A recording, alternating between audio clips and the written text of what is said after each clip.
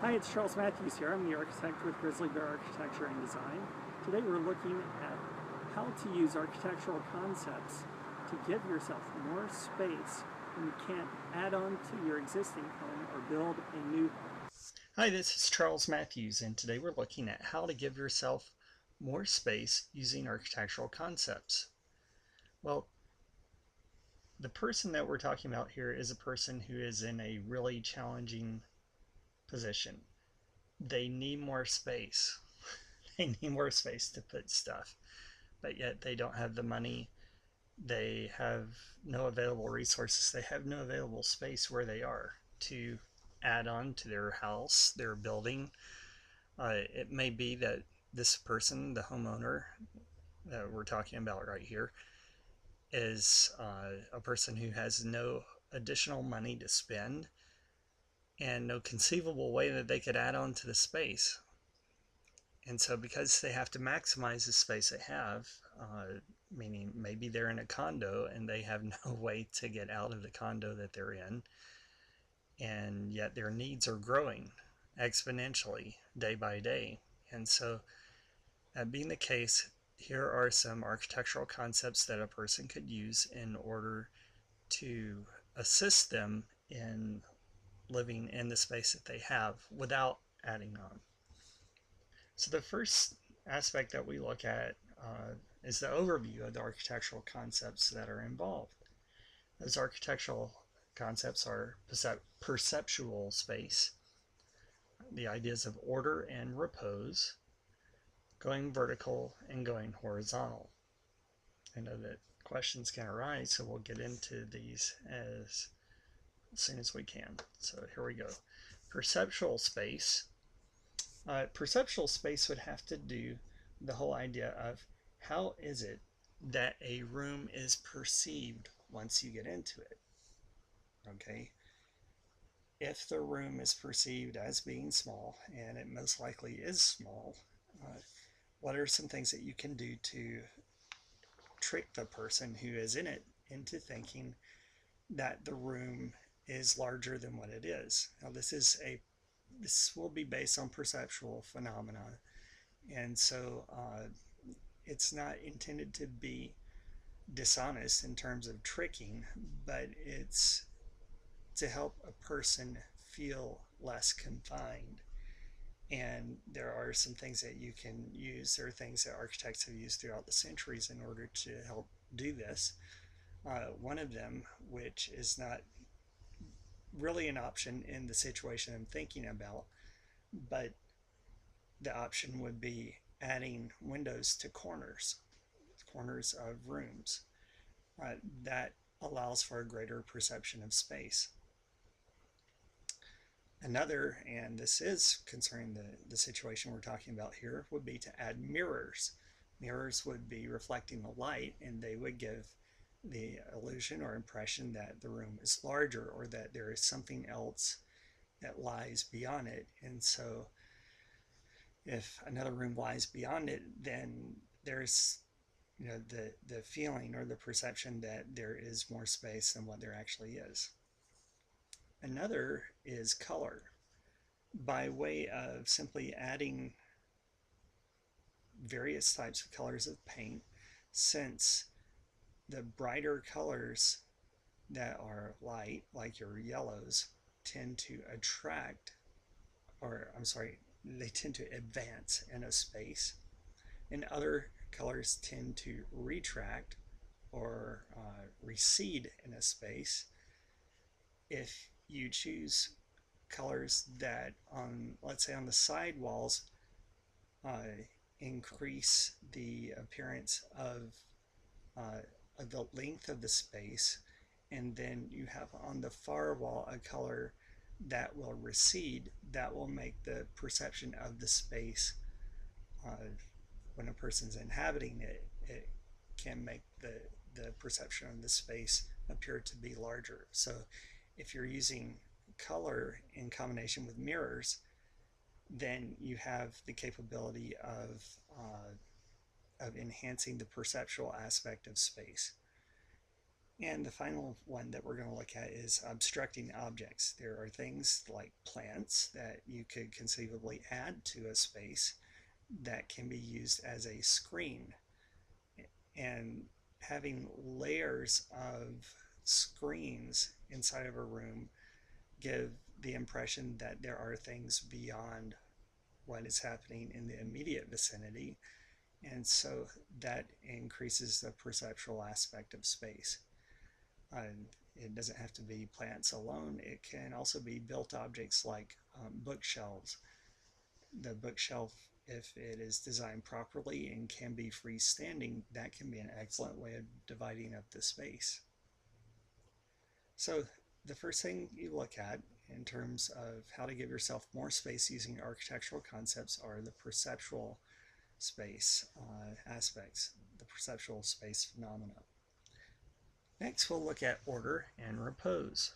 Now, for something to be in order, that means there's a place for everything and everything is in its place. And so you need more space when you are in a situation where things are not orderly most of the time. If things are orderly and you still need space, we'll get into those kind of solutions in a moment.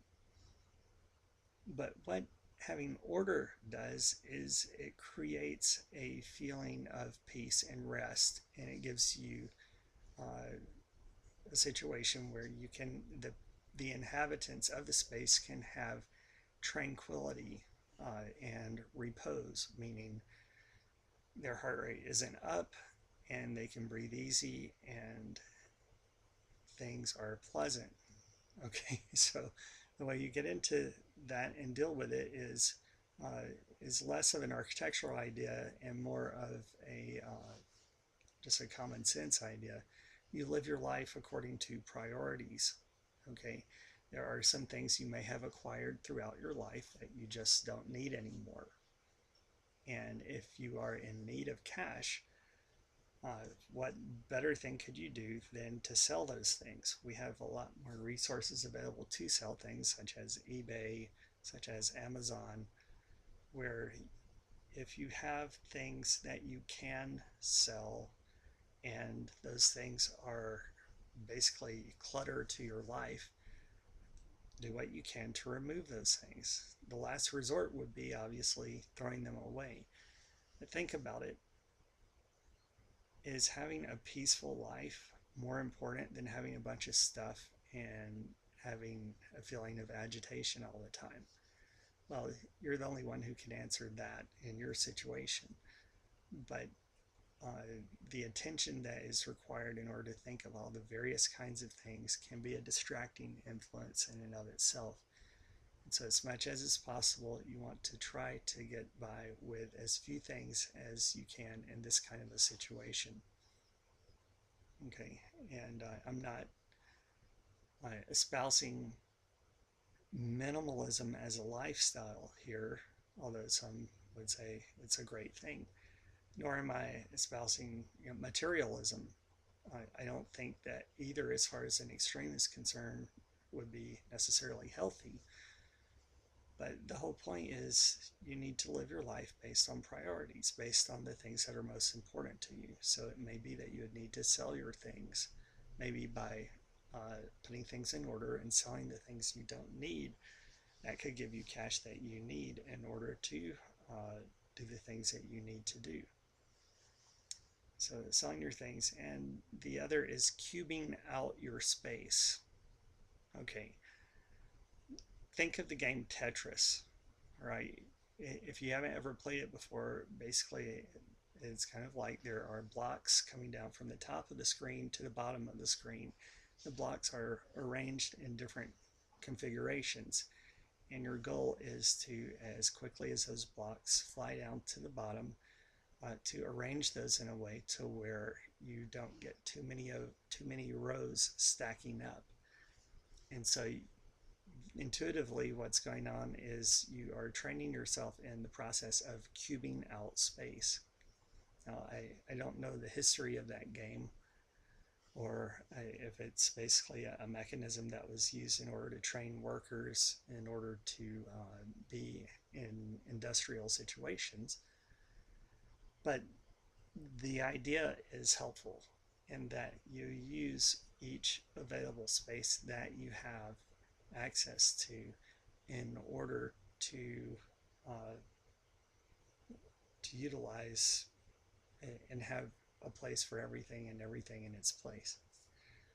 All right. So cubing out your space is an important concept. Next, we look at going vertical. You start to, if there is no place on the floor for the things that you have, start looking at the walls. What kind of space do you have available on your walls that will allow you to do things such as hang shelving from walls?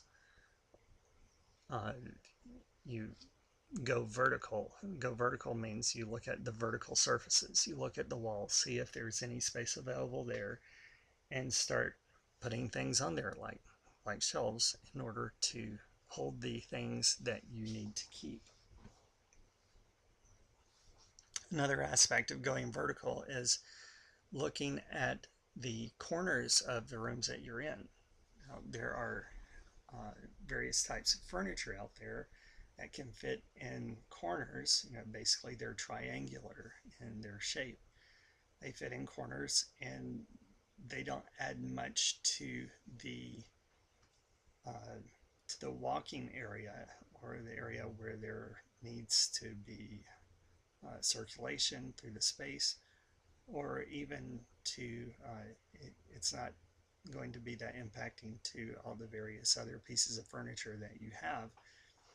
And so that being the case, having items in corners would be helpful, placing shelving in corners.